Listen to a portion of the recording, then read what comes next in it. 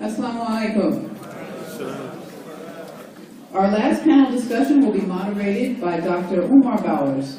His topic concerns the interfaith solution to Islamophobia. While an undergraduate, Dr. Bowers was named a Gates Millennium Scholar, chosen amongst greater than 60,000 applicants in the esteemed program's inaugural year.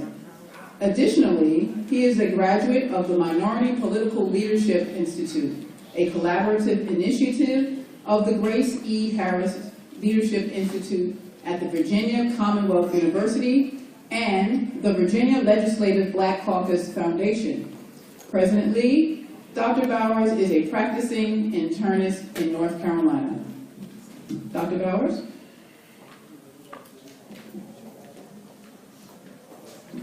Thank you. Assalamu alaikum wa rahmatullahi wa barakatuh.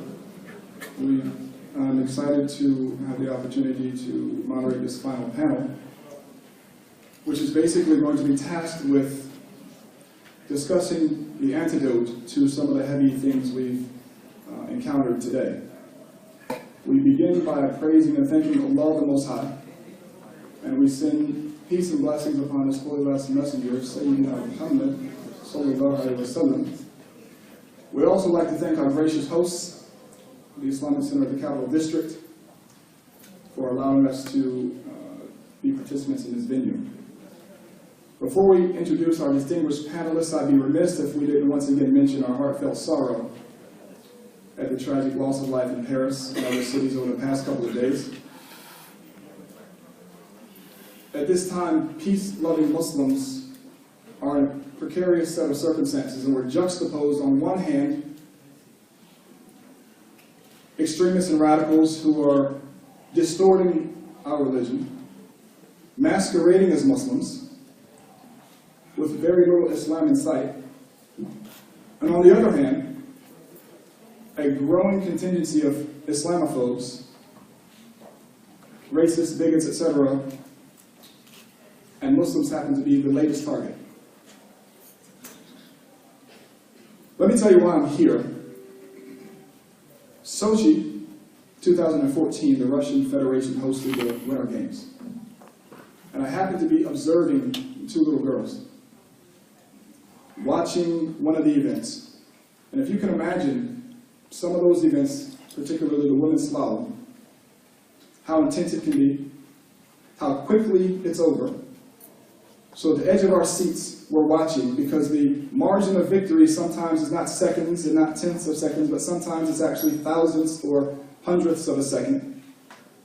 And I'm watching these two little girls on the edge of their seats as the American is going down the slalom. And she wins the gold medal. And these two little girls begin to shout, USA, USA, USA. And they jump out of their seats in jubilance. These two little girls happen to be my nieces. These two little girls happen to be African Americans. These two little girls, ages 15 and 13 respectively, also happen to be Muslim young ladies who happen to cover their hair and wear hijab. So what I found striking about that, these two young ladies are completely oblivious to this Islamophobia for the most part. And I found it unconscionable to remain silent in the face of this growing tide of Islamophobia, where the America that we know and have known may not be the same America for these two little girls 10, 20, 30, 40 years from now, should we remain silent. And this particular panel is tasked with discussing their experiences with interfaith dialogues and the successes thereof, so that we can have some sort of positivity in our hearts and a comfort and assurance in our hearts when we leave today, because the topics earlier today, although we had to discuss them, are quite taxing on our spirits. Islam as a religion is simply a continuation of the age-old narrative that began when the Almighty Creator began to send prophets and messengers to guide mankind. The last chapter of that narrative was the holy last messenger, the Sayyidina Muhammad al-Mustafa sallallahu alaihi wasallam, and his community, similar to the children of Israel, similar to the early Christians, were persecuted. So much so that early on they were very weak and vulnerable, and he dispatched a group of his community to seek refuge, asylum if you will, in Abyssinia, which is now known as Ethiopia, to seek protection under King Negus, who was a Christian ruler at the time, but he was a just ruler. And that, my friends, was the beginning of interfaith dialogues that we're continuing today. I'm very honored to have several guests here, 4 panelists, 2 of whom traveled great distances, 1 Alaska, 2 Phoenix. I don't know if anyone traveled further than that. And the other 2 are equally worthy of recognition because of the works that they've done. To my right is Mr. Syed Shakir, an interfaith activist who's worked for over 10 years, bridging the gap between Muslims and Christians through numerous efforts, including community service, fellowship, and dialogue. He's an active member, a leader, I should say, in the Children of Abraham, which is an interfaith group based in South Carolina, that basically is an opportunity for the 3 Abrahamic faiths to collaborate, Muslims, Jews, and Christians. Mr. Shakir, alongside church leaders and local government officials, recently participated in a historic Peacekeepers March in South Carolina on the backdrop of the massacre in Charleston, which he'll tell us about. Our next panelist to my far left is Mr. Imran Siddiqui, who's joined us all the way from Phoenix, Arizona. Mr. Siddiqui is the executive director of CARE, the CARE chapter in Arizona. He's also, as he mentioned earlier as a delegate, an expert on the topic of Islamophobia, having written extensively on this topic, as well as others, and his works are often quoted. To my near left is Mr. Muhammad Ahmed, person who has been long since not only a board member of the Muslims of Americas, but also a legal advocate, a humanitarian, and amongst his many works, he actually flew to Arizona, amongst several others from our community, and joined and stood hands alongside Imran and other Christian brothers and sisters when their mosque was under siege. Mr. Person's also done a lot with regards to the United Muslim Christian Forum, which we'll hear about, as well as relief efforts, the floods, Katrina, the floods in upstate New York, 2005 Katrina, and also more recently. And to my far right, we're very, very honored to have, all the way from Wasilla, Alaska, our good friend, originally from South Carolina, Ms. Malika Jones. Ms. Malika Jones moved to Alaska several years ago and has entrenched herself into her community as an interfaith activist as well as a social welfare activist. She's passionate about counseling and community service and does many things, including offering food to homeless teenagers as well as sheltered teenagers. And she's actually the representative of the chapter for the United Muslim Christian Forum in Alaska. All of our distinguished panelists bring a lot to the table. All of them not only have done things within their respective communities, but they also lead by example as a mother and as fathers with several children. So we'll begin our questions for our panelists, but I would encourage you, should you have any questions yourselves, we may have time at the end of this panel. Feel free to jot your questions down, type it in your smartphone, whatever the case may be, so that when the time comes, your question has not left you and you can feel free to ask it. So we'll begin to my far left. Imran, can you tell us, because this did receive national attention, the circumstances around the armed rally in Phoenix, but also the silver lining, which was the community coming together in your support?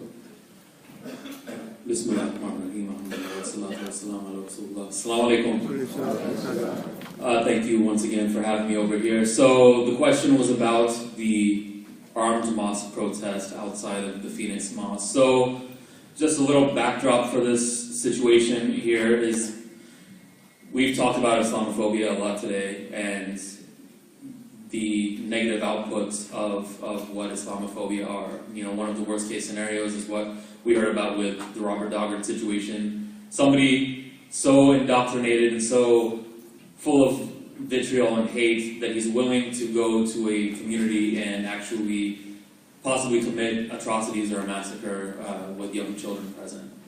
Same thing in Phoenix. things have become more and more heated. There's an Islamophobia industry that's out there that's spending millions of dollars in indoctrinating people and basically, you know, shifting public perception on Islam. So this is being done 24 hours a day, 7 days a week. So the output is essentially somebody out of those millions of people that they're influencing, that one person or that handful of people who are going to go and possibly do something violent. That's the concern that came to the Muslim community in Phoenix.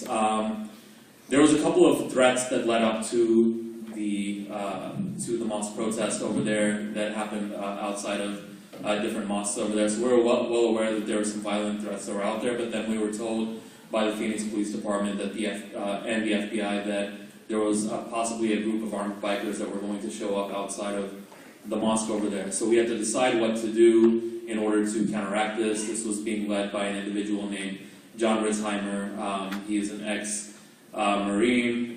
You know, he's dishonoring this post by doing that, obviously, but just essentially on the backdrop of the Garland shooting, which I know all of you have probably heard about. The trope was that mosque is associated with that particular act of violence, so he was going to protest outside this mosque with a bunch of armed patriots, bikers, and militia groups. So a lot of people showed up outside of the mosque. Unfortunately, on that day, they were selling anti-Islam t-shirts saying F Islam and very negative things. They were having Draw the Prophet contest, and militia groups showed up in army fatigues with AR-15 rifles marching around. There was actually people with neo-Nazi paraphernalia marching outside.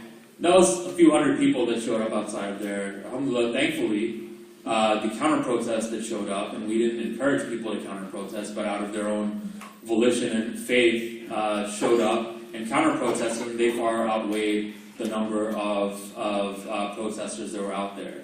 And so that's the first positive backdrop to this situation, is that the Christian community, Jewish community, interfaith community felt empowered based off of the level of hate. And the thing is that we drew attention to this hateful situation so people understood the phenomena of Islamophobia. So people were seeing for the first time what exactly was happening over there. And they said, we can't allow this. We're going to take a busload of our congregation. We're going to go over there. We don't care if these guys are armed. We're going to go and we're going to protect our Muslim brothers and sisters. And that's what happened over there. So they actually formed a prayer wall alongside the protests, and they protected the Muslims who were coming in to pray over there. So it was a very nice gesture from that standpoint, and a very positive one. And then the day after, we actually, KRAZ, helped sponsor, along with some other local interfaith groups, a peace rally where people from all different faiths showed up. And this was really the true rally that took place the day after Brother Ahmed was there. He saw this masjid. Believe you me, this masjid is never full. You know, except for like on Jummah, like on a Friday, it may be like 2/3 full. On this day, it was swelling with people of the Christian faith, people from Hindu background, people of Sikh backgrounds, people from the Muslim community, people of no faith at all, just workers, rights groups, and people who just felt compelled to come there and support the Muslim community. So this is a sign that humanity as a whole is good. We shouldn't take from this day that Islamophobia is a majority situation. It's something that is being practiced by a minority in society, but they're a very loud minority. But the majority of people out there are actually doing good work and want to join up with us and do good work. Okay. So I believe you mentioned the communication and relationships that were fostered before the armed protests actually led to them feeling compelled. Can you tell us more about that? Because I don't think they just came out of the blue and said, let's go check these Muslims out to support them. Yeah, I mean, that's extremely important, and from a care perspective, we've done a lot of interfaith work prior to this within the last decade. Also, the mosque over there, the Islamic Center of Phoenix, they were very involved with the interfaith community as well. So this was not a forced situation. This was second nature to the people who were in support of the community. So I think this highlights the importance of fostering those relationships because when you really need help. And the thing is, Brother Dawood mentioned this in the previous one, we have to have people from within the establishment, come up and actually recognize this, because that's the only way we're going to see change. And inshallah, this was a really positive outcome. A lot of people came out. There was 3 churches that came out, and they actually brought members of their congregation over there, and they were, protesting outside. The thing is, you have to put your mind into the mind of those people. Like, you could be out there on a Saturday watching college football, or taking your kids to the park. Instead, these people made the conscious decision that my Muslim brothers and sisters are under duress, and I'm going to potentially risk my life to go out there and be a true representative of the faith community and protect them and be a true voice of the interfaith movement. So that's a really positive and powerful thing, and that's really, I think, galvanized the interfaith community locally in Phoenix as well. The unintended consequences, right? So I'll ask you this, Muhammad Ahmed. You traveled to Arizona along with a contingent of community members. Can you compare and contrast your observation to the interfaith relationships that you witnessed in his community with what you've seen through the United Muslim Christian Forum? Absolutely. First and foremost, we would like to send our condolences to all of the victims in Paris, and our hearts are with the people who lost their lives. Secondly, I must mention that we're a very fortunate community because we have a very blessed guide, and he directs and he instructs us to follow the way of Nabi Kareem sallallahu alaihi wasallam, the letter and spirit. And we have been working very hard for the last more than 10 years with holding hands with our Christian brethren. And it was good to see when I arrived in Arizona, and I was in front of the masjid. The first person that I had seen was a tall statured man, and he was holding a poster with a so-called drawing of our beloved Holy Last Messenger, sallallahu alaihi wasallam. And it was very disgusting. And I wasn't discouraged. I won't say I was discouraged, but I had never witnessed, growing up, all I had witnessed was love for Rasulullah sallallahu alaihi wasallam through my parents and through my brothers and sisters. So this was something that was new to me. And after that, there was just a minimal amount of bikers, so-called bikers, that joined him. But the entire other side, which the news didn't show, was swelling with supporters for, I won't say supporters for Muslims, but supporters for righteousness.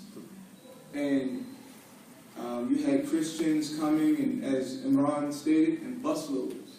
And they were giving water to all of the Muslims that were standing there, just to honor the Holy Last Messenger, sallallahu alaihi wasallam.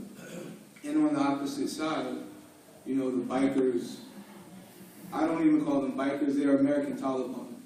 They showed up with automatic rifles, they showed up with weapons, and they showed up with hatred. And on our side, what we have been doing, we've been very proactive in engaging our Christian brethren, so that this is not when we need you, we'll call you. This is we are here for you, and you can be here for us. And as you mentioned in your opening, this is the way of Rasulullah sallallahu alaihi wasallam. When the Muslims were being persecuted and attacked, he called upon the blessed followers of Jesus, son of Mary, and he sent, we all know the story, but this is what we are following. So, not to go too long, but the news didn't show a lot of what was happening on the ground in Arizona. I remember this elder couple, they came and they had a guitar and they were singing, just to tune out the haters.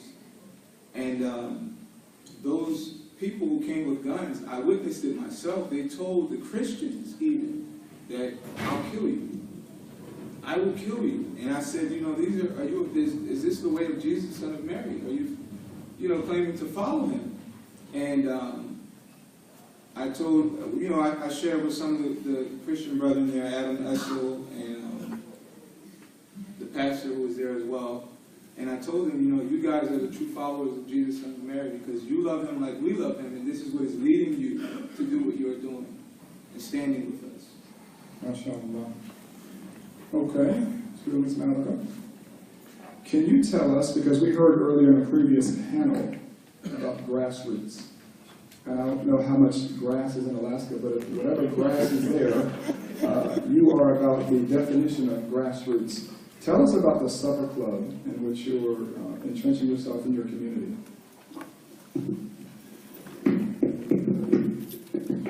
Assalamu alaikum. Yes, the programs that we do in Alaska, the supper club in particular, it is a grassroots program that is just getting off the ground. And from the first day that I walked into the place, it was just positive. People received me with open arms. The supper club is connected to a homeless teenage shelter. And at this homeless teenage shelter, people can come in and get assistance for different needs that they have in reference to them being homeless. So the supper club is just part of the homeless teenage shelter. And we were able to come in as volunteers and assist with the cooking of food and sit down and help the teenagers and just talk to them. And honestly, you will be surprised at how much the teenagers that are homeless, how much they are so appreciative for you coming in, and they have no problem with asking you about your faith and why you wear what you wear. And it makes us feel comfortable because now we can talk to them from the heart and we can tell them we wear this because, this is what we believe and this is an honor as a Muslim lady to be covered. And we just go on with the stories. But the point is that the supper club in particular is an opportunity to build one-on-one relationships with the homeless teenagers. And alhamdulillah, the relationships are very genuine, and in the end they always thank us, they always appreciate us coming in and feeding them. And there's even the director of the program told us that the percentage of kids that participate in supper club is more likely to be successful because of the time that we take to sit down with the students, and sometimes after building that one-on-one relationship, we take it right outside of the program and we take them out to eat and we do nice things for them. I think one of the biggest philosophies that we stand behind is something that I was told a long time ago, and basically it really struck me hard, but basically I was told that people don't care how much you know until they know how much you care. And that makes a big difference. So alhamdulillah, I try to just reach out and help people, and it's been very positive. Alhamdulillah. And just to clarify for our audience, correct us if we're mistaken, but you're doing this out of the nature of goodwill, right? You're not doing this to proselytize your religion. You're not doing this to necessarily say, here, this is Islam, take this flag. You're just doing it for the sake of it's the right thing to do. Is that correct? Absolutely. We're doing it because we are very active in the community and we love helping people. And that's my personal, I love to help people. So when we go in there, no, we definitely don't proselytize, but they end up knowing a little bit about our faith, and and then it ends up building relationships on interfaith levels and things like that. So that's excellent. Okay, Mr. Saeed, so we're going to hear about a petition that you're going to tell us about, signed by more than 20 local pastors. You're a member of the Holy Islamophobia community. But can you, before you read the letter, tell us the circumstances that led to the necessity of the letter? Yes,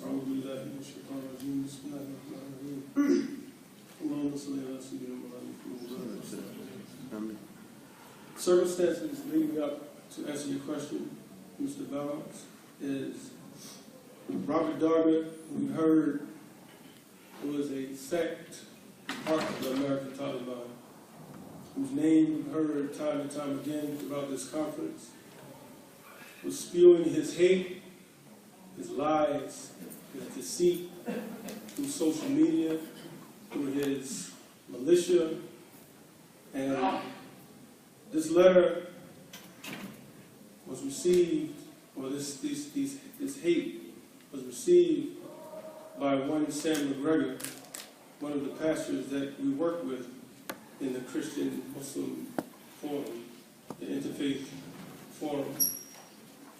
And because of our relationship over the past 15, 20 years of working in interfaith with the Presbyterian Church, as well as other churches, other interfaith groups, he took it upon himself to write a letter. This letter was in response to the threats of Holy Islamburg as well as Holy Islamville, because Robert Dargett, as we found out, had a militia that he formed in South Carolina also. He had informants in South Carolina also that he planned to help him carry out his evil plot. And if I may, I'll read the letter that Reverend Sam McGregor wrote in response to these lies and hate that he sent to his fellow Christian clergymen. In the Sermon of the Mount, Jesus, peace be upon him, tells his listeners, "Blessed are the peacemakers, for they shall be called children of God." We are Christian pastors from various denominations across York County who stand with our Muslim brothers and sisters who live in and around the community called Islamville. We stand opposed to any acts of violence or threats of violence against anyone due to their religious affiliation. We stand with law enforcement as they seek to protect all residents of York County, regardless of their race or religious expression. Any Christian who uses their faith as a bias, as a basis for bringing harm upon another, has completely misunderstood what it means to lift up the lordship of Jesus Christ. Peace and blessings be upon him. We urge all Christians to unite together and speak out against any threats of violence against their York County neighbors in Islamville and throughout York County. Signed, Reverend Sam McGregor. And how many other pastors locally signed that? 24 total pastors signed this petition. MashaAllah.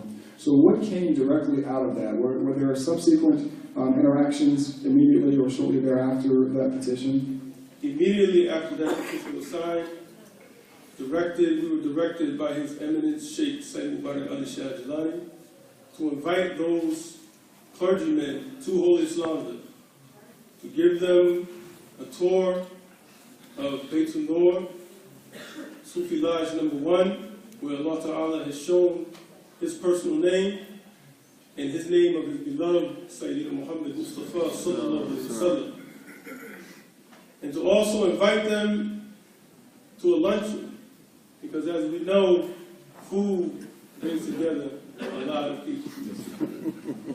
So that's what we did, and we gave them a tour. And before I go on, it was very, very eye-opening. And I felt, that all of the hard work and dedication that our beloved Morsi puts into us manifested with that. Okay, back to my left. Imran, a question for you. We know that trends in society and in popular culture change a lot of things. We can say social media has had a tremendous impact for the better or for the worse with regard to Islamophobia. Certainly things spread quickly. But you have also written on the intersection of Islamophobia and gun culture. You mind commenting on that? Yeah, so that's the main concerning thing, as I mentioned earlier, is that there's a difference between, let's say, a Pamela Geller or a Robert Spencer buying a billboard or a bus ad in the New York subway system, or somebody coming on Fox News and just spewing hatred Those are the inputs, or whatever you want to call it. Like, these are just aspects of Islamophobia. There's people going and creating organizations like Act for America that go and influence school boards to edit Islam out of textbooks or give a bad portrayal of Islam in textbooks. So that's another negative input. But then, what's happening? What is the result of all this 24-hour-a-day, 7-day-a-week, sort of, you're being inundated with all this negative information. If you're just the average person that's out there, you're getting all this negative stuff. Suppose you're viewing Fox News for, 10 hours a day, and you see Sean Hannity, and then you see Bill O'Reilly, and then you're seeing Megyn Kelly, and then you're seeing, whoever else is on there, Brian Kilmeade, and so on and so forth. It's just a continuous, endless stream of bias and bigotry, unfortunately, and that wears on people. Look at what happened in a mosque in Ohio in 2011. There was an arson at a mosque and caused probably tens of thousands of dollars in damage over there. When they arrested the culprit, he was caught on film performing the entire act. They asked him, why did you do this? And he was like, because I hate Muslims. And so they asked the question, what do you know about Islam? He said, everything I know about Islam, I learned from Fox News. So this is not the first and only case of this happening. This is happening over and over again. So this is the end output of violent Islamophobia. So now you're looking at the armed mosque protest. If you look at, and this was said at the Interfaith Rally, by the way, this was said by a rabbi at the Interfaith Rally, and he said that if this was any other house of worship out there, if this was a historical black church, if it was my synagogue, this would be intolerable globally because nobody should show up outside of a house of worship with arms drawn. It doesn't matter, First Amendment, Second Amendment, whatever, it's completely inappropriate and it's incitement. That's really what it is. But it's acceptable in this day and age to do this outside of a masjid. People are using whatever, the same thing with, the R3 winners when they were murdered, it was called a parking issue. It's just being reframed as something else. So same thing with the armed mosque protest, this was called a free speech rally, or people, because Arizona is an open carry state, this is people using their Second Amendment rights. What other house of worship is having people protesting outside with guns drawn? None. You can't think of one. So, but this is not the only case. Now you're seeing other cases taking place. So there have been 5 or 6 places, businesses throughout the U.S. that have declared Muslim-free zones. They say that, and these are all gun stores, by the way. So once again, intersection of gun culture and Islamophobia. These people are basically saying, we will not sell our guns. Muslims have Second Amendment rights also, but I mean, realistically speaking, no Muslim is going to go there to a bigot store and buy their guns, but these people are happily declaring that they're going to not sell guns. They're one of the guys in Florida, he actually brought George Zimmerman, of all people, to be a spokesperson for his gun store. So how ignorant is the world getting where George Zimmerman, a murderer, is being used as a spokesperson for a gun store? Now, just look at some other examples of this. The NRA, the largest gun lobby in America, had a session at their conference this year. What if Muslim terrorists take over your city?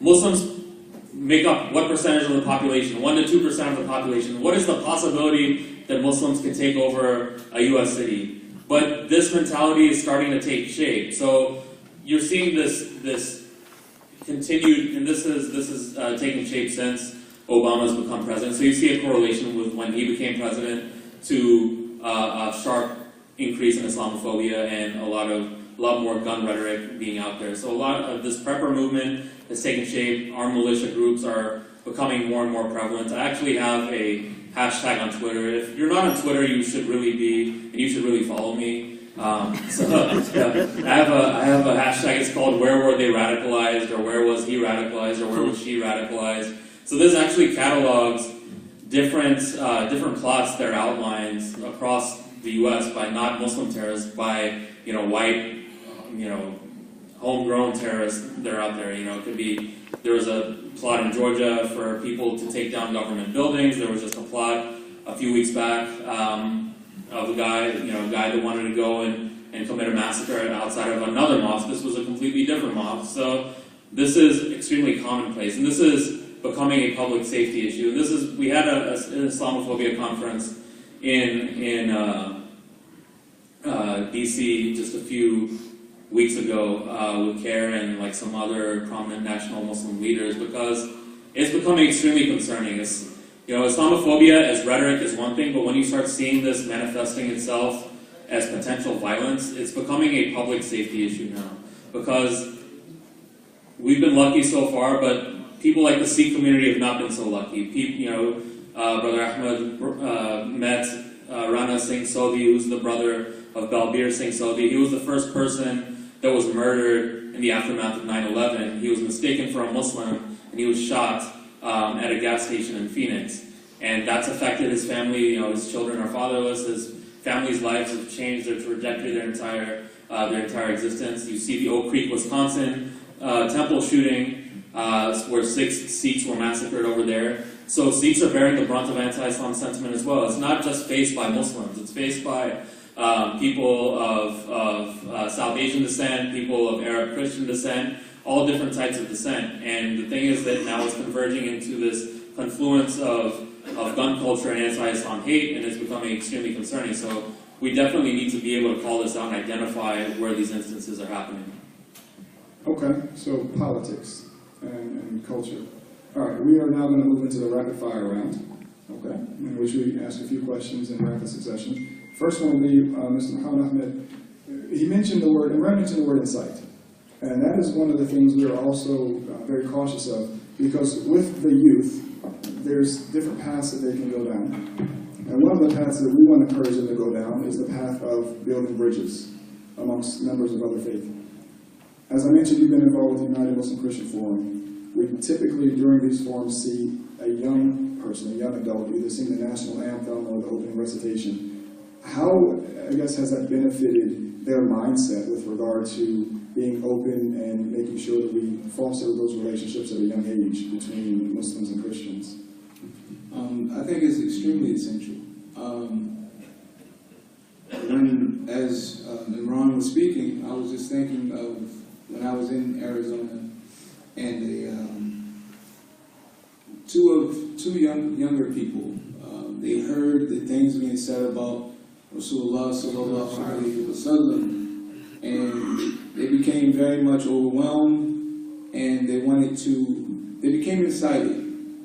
And one of them, I grabbed, by the hand. We were complete strangers, but I grabbed him, and I advised him as my Murshid advised me before I came there. He said, do not respond to the barking dog, And I said, this is what they are here for. They are here so that you will respond to them in some way, physically, so that will be all over the news. And one of them did take heed, but the other, he responded another way. But, he was quickly brought back. But anyway, after this, we went into the masjid, and there were so many young people, and they were very, very surprised that we came such a long way just to be with them.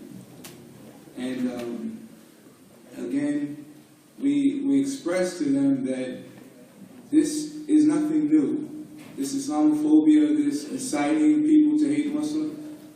Our beloved Rasul Akram sallallahu alaihi wasallam, he faced it as well. When he went to Taif, what happened? There were people, they stoned him until his blessed blood was soaking in his blessed shoes. But what did he do? He was not incited, but his action, or his not taking action against them, it inspired a whole entire nation to become Muslim. And with my own eyes, I witnessed Allah subhanahu wa ta'ala's will being done, because just that very night, the Ritzheimers, all these American Taliban, they can plan, but Almighty Allah subhanahu wa ta'ala plans better. And one of the hate rally individuals came into the masjid, and he stood up and he became Muslim. So this was a very good learning lesson for us all, is that don't think that you can combat, or you should combat, this physically or violently. These people are violent. They bring guns to a so-called peace rally. But Allah subhanahu wa ta'ala's will be done. The best way to combat Islamophobia is to follow the way of Rasulullah sallallahu alaihi wasallam. Caring for your neighbors, serving humanity, walking the way he walked, speaking the way he spoke. And this is what we have to do as Muslims. We have to embrace the way of our beloved Holy Rasul. With regard to youth, and we are on the backdrop of, obviously, the situation in Texas with the young man being stigmatized and arrested with regard to the clock, but Ms. Malika, your son is also taking your lead and following in your footsteps with regard to civic activity as well at a young and early age. Can you tell us about that? Yes. He's actually doing a program called Alaska Youth Court. And this particular program is state-sanctioned court, and it's a system where they have the teenagers that are involved in the court systems, and it's a way where their peers are able to judge other teenagers their age. And it's an excellent program, and he's doing very well with it. There you go. Okay, Mr. Shapiro, there's another question that I have, because we heard about the peace marches and peace rallies in Arizona, but I believe you led another peace rally in your hometown. Can you tell us about this and the circumstances and also the outcome? Yes, the circumstances leading up to that peace rally, where we have, a community of all faiths came together because of, the hate that was being spewed in the media, and it was trickling down to our community. So the NAACP, the Christian brethren, and the Muslims, we came together to march against this hate in a peace march.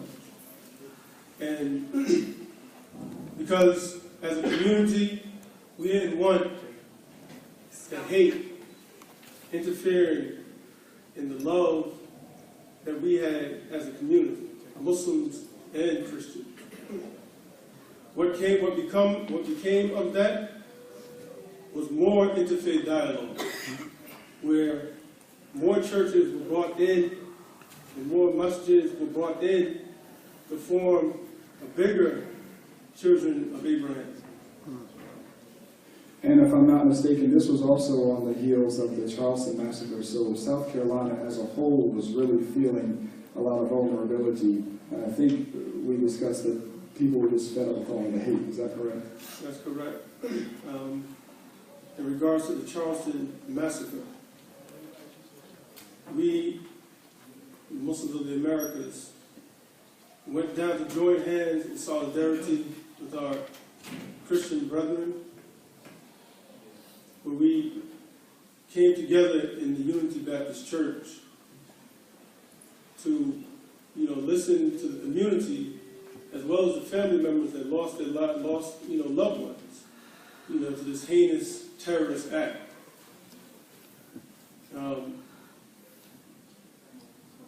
We went to the church where this massacre occurred and signed letters of condolences, cards of condolences, laid wreaths of flowers, spoke to some of the family members, spoke to some of the church members, as well as the Muslims of the Americas as a community.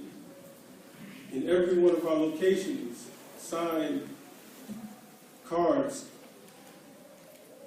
and for each family member of their lost ones, of their loved ones that they lost, signed cards and sent them to them. So it was a very good event to see that even in tragedy of losing your loved ones something good can still come out of you. Again, those unintended consequences. So the program, unfortunately, needs to move on, and we are out of time, so we're not able to take questions from the audience as we wish to do.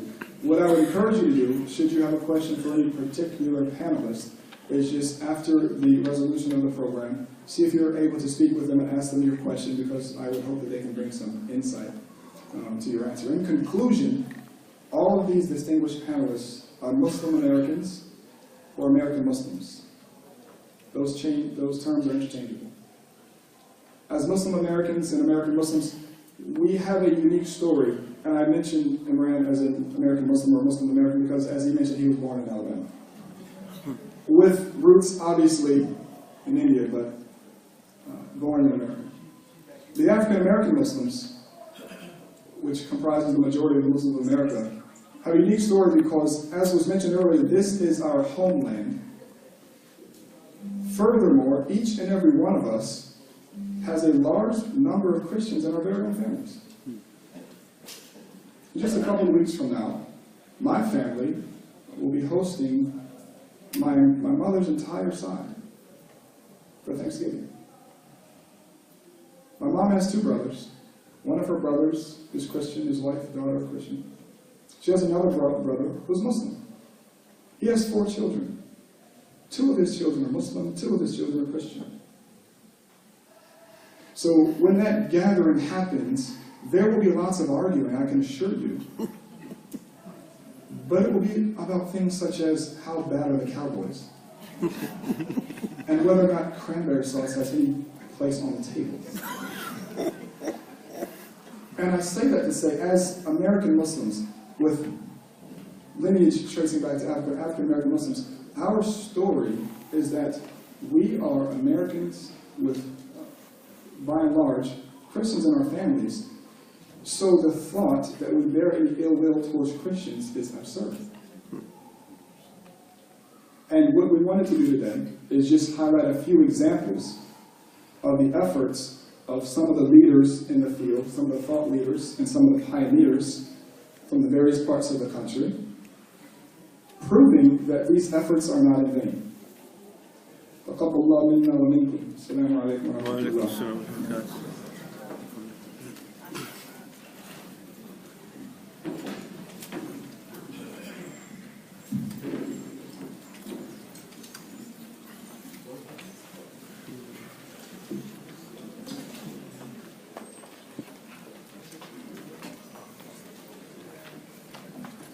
Jazakallah, Dr. Bowers, and thank you to your inspiring panel as well. Delegates, panelists, and honored guests, we'd like to thank you for attending today's program. Our hope is that you will come away from it with a broadened and deeper understanding regarding religious hatred and intolerance. We encourage you to visit the display tables for more information.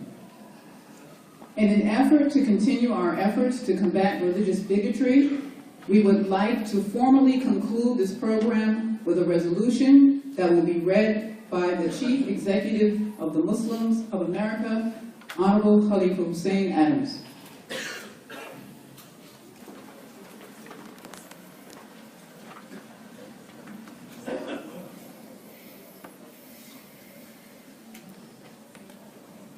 Thank you for your patience. Thank you for your attendance. Thank you for your support. Allah Ta'ala reward you all. To conclude,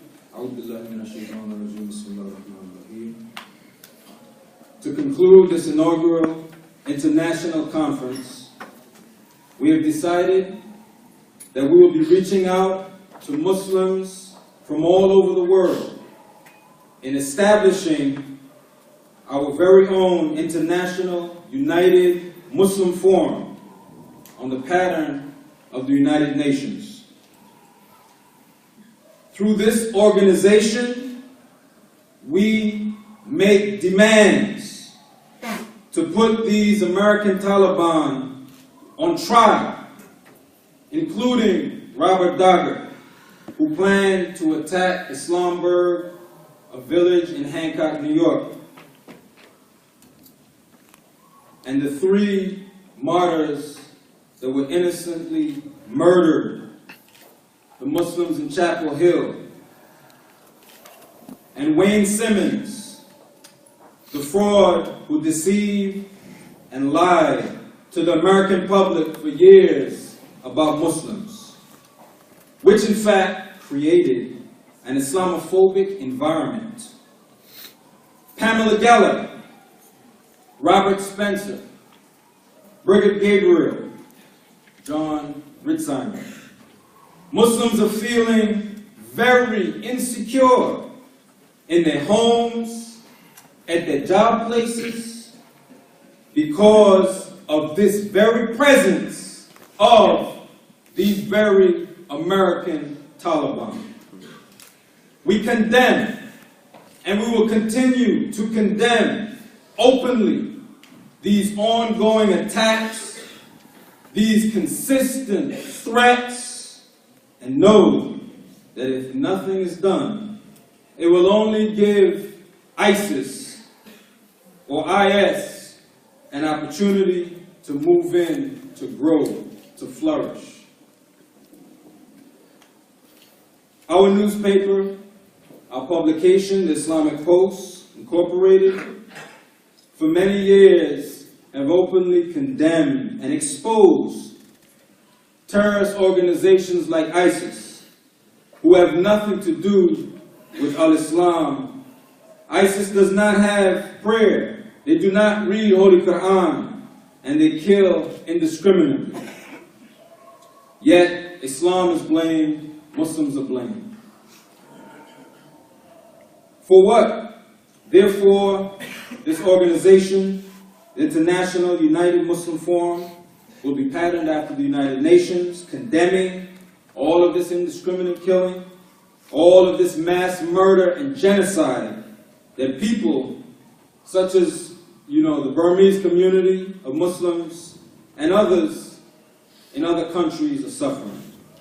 The International United Muslim Forum was held here today at the Muslim Community Center in the Capital District on Saturday, November 14, 2015. We, the delegates, unanimously agreed to pass the following resolution. We have a peace-loving political setup, but if American Islamophobia continues unchecked, then we will hold rallies and eventually hold a 1 million-man march. We demand that the United Nations immediately send peace forces to Burma. We demand that the United Nations honors its commitment given to the Kashmiri Muslims to determine their rights. We demand that India pull out its army from Kashmir's disputed area and stop murdering innocent men, women, and children and gang raping. This resolution will be made available, and we welcome all of the delegates to sign this resolution, to agree to work together in condemning and continuing to fight and expose these American Taliban and those that continue to take innocent human lives. May Allah Ta'ala bless you all. We appreciate your attendance, your participation at this conference, and we hope and pray and look forward to work with each and every one of you in the future. Assalamu alaikum wa rahmatullah. Wa alaikum assalam.